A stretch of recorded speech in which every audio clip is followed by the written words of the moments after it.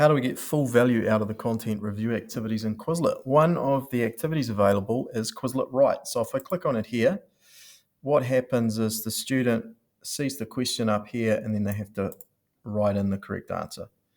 It's different to Quizlet Spell because in Quizlet Spell there's an icon that the student presses on and then they will hear the answer, and after they've heard it they need to spell it. So this is more they see it and then they write it. So this should be Britain.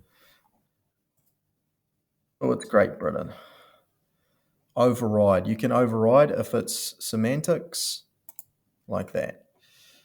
This is Williams, so again, it might say that it's not. No, it was correct. So it's keeping tabs of my correct and incorrect, and it's a way for students to learn the subject matter by basically thinking of how to spell it, engaging with the content that way.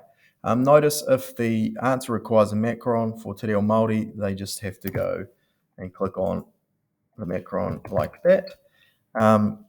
So there you have it. That's Quizlet WRITE.